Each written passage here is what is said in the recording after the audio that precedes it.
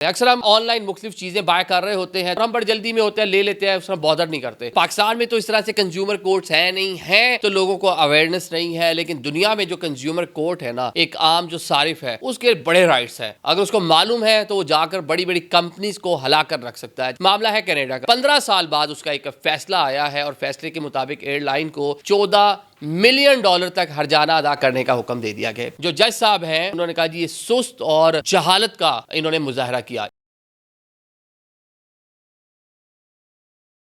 अस्सलाम वालेकुम, मैं हूं आदिल निज़ामी और आप देख रहे हैं मेरा डिजिटल चैनल। पाकिस्तान में तो इस तरह से कंज्यूमर कोर्ट्स है नहीं है, तो लोगों को अवेयरनेस नहीं है। लेकिन दुनिया में जो कंज्यूमर कोर्ट है ना, एक आम जो सारिफ है, उसके बड़े राइट्स हैं। अगर उसको मालूम है तो वो जाकर बड़ी बड़ी कंपनीज को हला कर रख सकता है। जनाब, एक शहरी जिसके साथ थोड़ी सी ज्यादती हुई, मतलब $124 कैनेडियन डॉलर्स, मामला है कनाडा का और एयरलाइन है कैनेडियन एयरलाइन, जिसका ये मामला 15 साल बाद उसका एक फैसला आया है और फैसले के मुताबिक एयरलाइन को तकरीबन 10 से $14 मिलियन तक हर्जाना अदा करने का हुक्म दे दिया गया। पूरा मामला शुरू कैसे होता है ये आपको बताते हैं। अक्सर हम ऑनलाइन मुख्तलिफ चीज़ें बाय कर रहे होते हैं तो उसकी एक प्राइस ₹100 आ रही है, मिसाल दे रहा हूँ मैं, और जब उसको हम पूरी सिलेक्शन करके तो उसके अंदर कोरियर चार्जेस फलां और टैक्स फलां और इस तरह की बहुत सारी हिडन चीज़ें बीच में डाल दी जाती हैं। और कुछ हिडन ऐसे चार्जेस भी होते हैं जिनका हमें मालूम ही नहीं होता और हम बड़ी जल्दी में होते हैं, ले लेते हैं, उसमें बॉदर नहीं करते।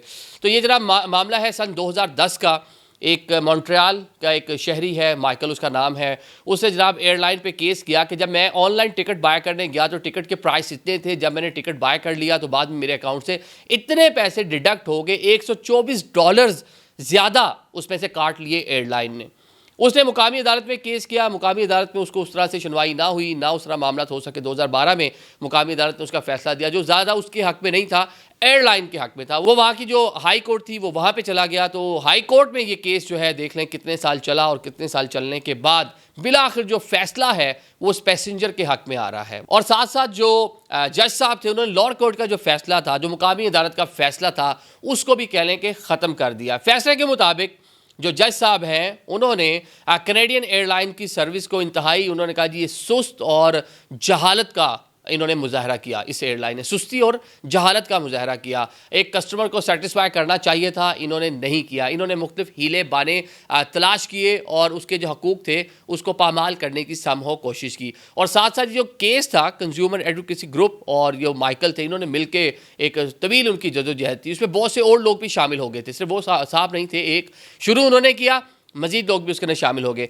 अब हाई कोर्ट जो वहाँ की मुकामी अदालत है, जो वहाँ की जिसने जो फैसला दिया, फैसले के मुताबिक अब एयरलाइन को कहा गया जनाब आप जाकर अदा करेंगे, देखकर उस पूरा डाटा देखेंगे और कितने लोगों से उस टाइम में आपने पैसे चार्ज किए। वो लोग जो केस के अंदर हैं वो तो हैं सो हैं, बाकियों को भी बेनिफिट मिलेगा।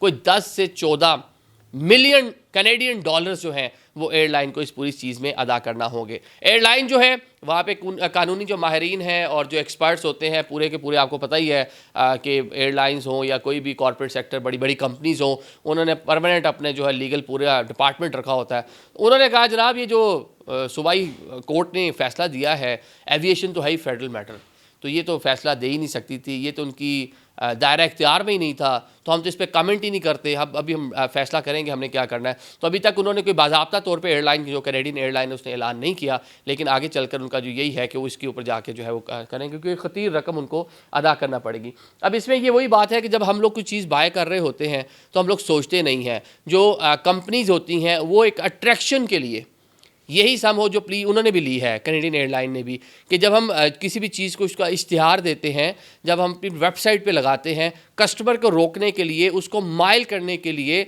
हम टिकट बेचने के लिए, जब वो पूरी चीज़ें जाके वो देख लेता है कि एक चीज़ 100 की है, मतलब $100 की मिल रही है, अच्छा टैक्सेस यार $5 है, चलो यार दे दो, ले लो, अब तो सारा प्रोसीजर मैंने कर लिया, डाटा डाल लिया, यार कोई नहीं यार अच्छी है, तो वो और सर्चिंग की कोशिश ही नहीं करता, उसको चीपर नज़र आती है और वो ले लेता है। वो जो हिडन चार्जेस है, उसमें कोई टैक्स है, फ्यूल एडजस्टमेंट है, इस तरह की जो चीज़ें हैं उनको वो बंदा फिर नज़रअंदाज कर देता है। लेकिन जनाब माइकल साहब जो हैं उन्होंने उसे नज़रअंदाज नहीं किया। अब साथ साथ हम देख रहे हैं, अगर सिर्फ इस कैनेडियन एयरलाइन की बात कर लें, इसके ऊपर और भी काफ़ी जो है सवालात उठ रहे हैं। एक तो हैंड कैरी के हवाले से, उसके साइज़ के हवाले से। अमेरिका में और कनाडा में खुसूस यूरोप में भी जो इस तरह एयरलाइंस हैं वो हैंड कैरी एक साइज़ उन्होंने छोटा सा रखा होता है कि इस बैग इसके अंदर डालें और आपका अगर बैग उसमें पूरा आ गया तो ये फ्री है, वरना इतने पैसे चार्ज करने पड़ जाएंगे। ये एक मेरा अपना भी एक्सपीरियंस है। एक बार मैं बफलो से जो है उधर जा रहा था लॉस वेगस, तो हमने सोचा छोटा सा बैग ले जाते हैं। वो छोटा सा बैग बड़ा हो गया, $78, $100 की टिकट थी, $78, $66 आई थिंक हमें जो है उसका ऊपर देने पड़ गए से एक बड़े हैंड कैरी के। तो इस तरह की चीज़ें वहाँ पे होती रहती हैं, एक वहाँ पे रूटीन बन चुकी है। तो इस चीज़ को लेकर आप जनाब कनाडा में काफ़ी आवाज़ें उठ रही हैं, लोग एयरलाइन को क्रिटिसाइज़ कर रहे हैं। मुख्तलिफ जो कह लें कि बैग्स के हिसाब से उन्होंने $50, $60, $26, मतलब मैं अभी पढ़ रहा था एक जगह पे, इस तरह रेट्स उन्होंने रखे हुए हैं। तो इसको भी वहाँ पे क्रिटिसाइज़ किया जा रहा है। तो एक आम कंज्यूमर जो है उसके राइट्स बहुत ज़्यादा है, लेकिन लोगों को अमूमन मालूम नहीं होता। अगर कोई माइकल की तरह हिम्मत करे तो 15 साल लगे, 2010 का मामला था और मतलब ये ख़त्म हो रहा है केस जाकर 2025 में, 15 साल तो उसके लगे, लेकिन बहुत से लोगों को बेनिफिट मिला। और जो कस्टमर के साथ प्ले करने का एक तरीका होता है ऑनलाइन, उसमें कस्टमर खासा हसास होता है ना, जब कोई भी चीज़ बाय कर रहा होता है, चीप चीज़ सस्ती चीज़ देखता है, टाइमिंग घंटे ओके हैं, इसको मैं बाय करके टाइमली पहुंच भी जाऊंगा, फ़्लाइट में सूट भी कर रही है, पैसे भी कम हैं। लेकिन जब सारी चीज़ें कर लेता है तो उसको सामने हुक कह लें आप, तो उस हुक में फंस जाता है। तो एक अच्छी चीज़ माइकल को मैं शाबाश कहूँगा और वहाँ की अदालत को भी शाबाश कहेंगे। Thank you so much.